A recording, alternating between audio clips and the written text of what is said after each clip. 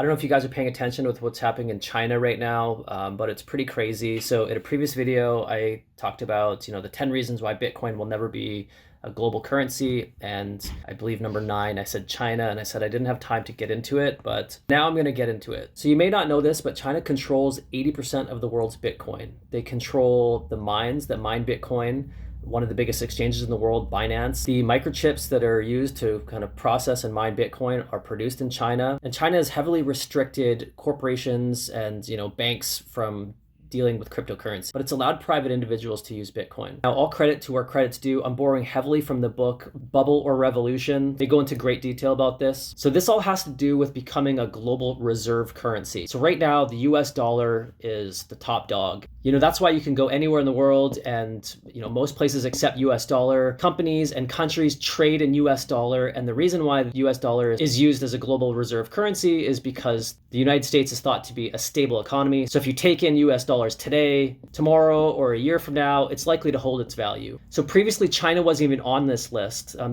talking about the International Monetary Fund, the IMF.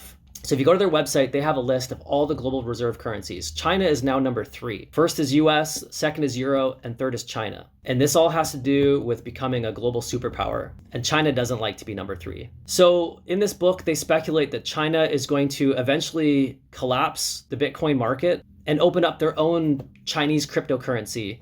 First testing it out in Africa, where there's a million different currencies and they're largely unstable. In my book, Africa, I talk about this. China is Africa's largest economy and has been heavily invested in infrastructure in Africa. So the hunch is that they're going to test it out in Africa first, which would set the stage for Chinese cryptocurrency to become the dominant currency for digital payments, and thus eventually becoming the world's leading reserve currency. Now, if you're following the news, China and Russia just joined forces to create a global currency. Also, House Speaker Nancy Pelosi flew to Taiwan, which really upset the Chinese government because that would recognize Taiwan as a sovereign state, and China has always claimed Taiwan. They said if Nancy Pelosi goes to Taiwan, we're going to consider that an act of war. Now, US didn't want to back down because that shows weakness, so they went anyway. This literally just happened this week. Now, in the Chinese Weibo page, which is the equivalent of like Chinese Twitter, their official government profile said, preparing for war. Now, if you really wanted to take out a global superpower like America, what you would do is bankrupt them. And how do you bankrupt them? You bring them into war. Wars are expensive. You got to spend money on planes and missiles and fuel and pay all the soldiers. And America's economy is already going in decline. It's been in a recession for 6 months. We're seeing mass layoffs. The stock market is crashing. The real estate market's crashing. This is a really bad time for a war. You bankrupt America's economy, and the Chinese cryptocurrency becomes the new global reserve currency. I think this world is going to look very, very different in the next 10 to 20 years. If you need any more information on this, let me know. I'd be happy to send over some notes.